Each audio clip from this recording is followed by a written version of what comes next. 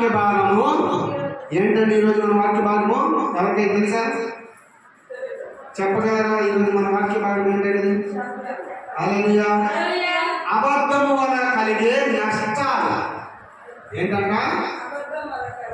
మనం ఆడే అబద్ధము వలన కలిగే నష్టాలు ఏంటండి ఈరోజు చూసుకుందాం. ఎందుకంటే మన మాట ద్వారా కానీ, మన చూపు ద్వారా కానీ, మన స్థితిగతుల ద్వారా కానీ, దేని ద్వారా అయినా సరే నష్టం కావచ్చు.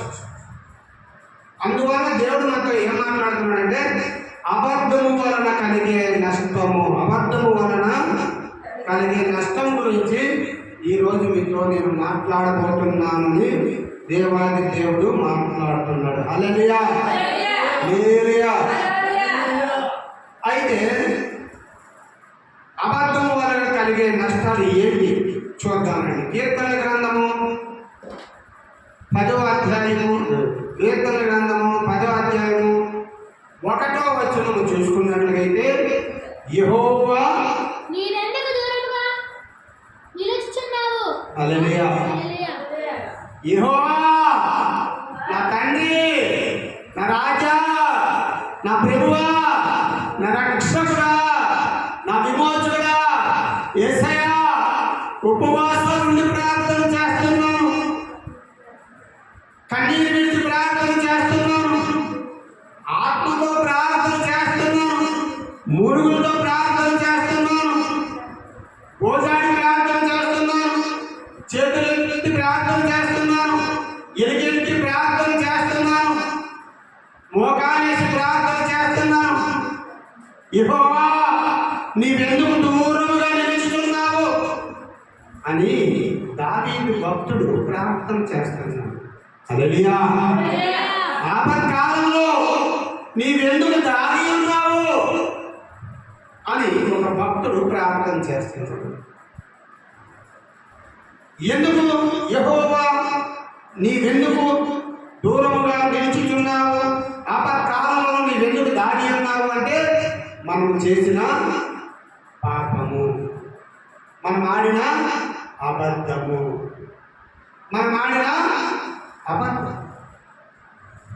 నేను అబద్ధాలు ఆడలేదు పాస్టర్ గారు, నేను నీతిగా ఉన్నాను, నిజాయితీగా ఉన్నాను అని మీరు అనుకోవచ్చు.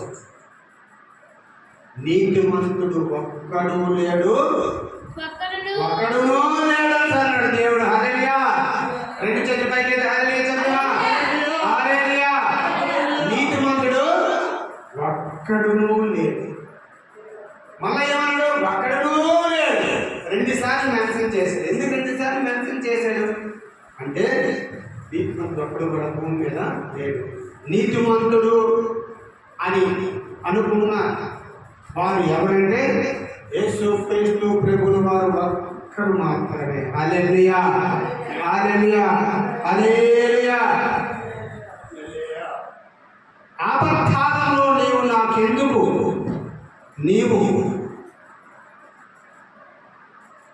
నీవెందుకు దాగి ఉన్నావు? దుష్టుడు గర్వించి దీనిని బడిగా తరుముచున్నాడు. వారు యోచించిన మోసక్రియలలో తామే చిక్కుకొందురుగాక అని ప్రార్థన చేస్తారు. దుష్టులు తమ మనోవిలాసమును బట్టి అతిశయపడుతురు. లోపులు యెహోవాను ఏం చేస్తారట? తిరస్కరిస్తారు. పాపం చేసిన వారు ఏం చేస్తారు? యెహోవా దేవుడు ఏ దేవుడు? మాకు దేవుడు కాడు. మేము సువార్త చెప్పడానికి వెళ్తుంటామండి. వెళ్తున్నప్పుడు అక్కడ సువార్త చేస్తామంటే ఆగండి అని అడ్డుకుంటారు. అడ్డుకొని మీరు మాకు ఏ సువార్త చెప్పక్కర్లేదు, ఇక్కడి నుంచి వెళ్ళిపోండి అంటే దుష్టులు వాళ్ళు, లోపులు వాళ్ళు, దరిద్రులు వాళ్ళు యెహోవా ఏం చేస్తారట? తిరస్కరించురు. మాకు మీ మాటలేమీ అక్కర్లేదయ్యా, ఇక్కడి నుంచి మర్యాదగా ఏమంటారు? మళ్ళా ఇక్కడి నుంచి మర్యాదగా వెళ్ళిపోండి. ఇక్కడ ఉన్న అందరము హిందువులమే, మాకు మీరు ఇక్కడ చెప్పవలసిన అవసరం లేదు అని మాట్లాడుతున్నాడు. అయితే దేవాది దేవుడు ఏం చెప్పాడు? మీ పాద పూలు అక్కడ దులిపి వెళ్ళిపోండి సేవకున్నారా, వాళ్ళ పని వాళ్ళ సంగతి నేను చూస్తాను. ఎవరైతే అన్నారో, ఏ ఆడ అన్నారో, ఏ మగ అన్నారో, వాళ్ళకి 7 తరాల శాపం నేను పెడతాను. మీరు వెళ్ళిపోండి, మీరు ఇక్కడి నుంచి కాముగా వెళ్ళిపోండి. యుద్ధమో యెహోవాదే. యుద్ధం ఎవరిది? యెహోవాది. యుద్ధం ఎవరిది? యెహోవాది. యెహోవాదే. హల్లెలూయా. దుష్టుడు పొగరెత్తి యెహోవా విచారణ చేయుడని, కొందరు దేవుడు లేడని వారెల్లప్పుడూ యోచించుదురు. హల్లెలూయా. ఏంటండి? దేవుడట లేడట, యెహోవా లేడట. దుష్టుడు వాళ్ళకు పొగరెత్తి వాళ్ళ మీద సాతానుగాడు వెళ్ళి వాళ్ళు రేపుతున్నాడు. ఏమని రేపుతున్నాడు?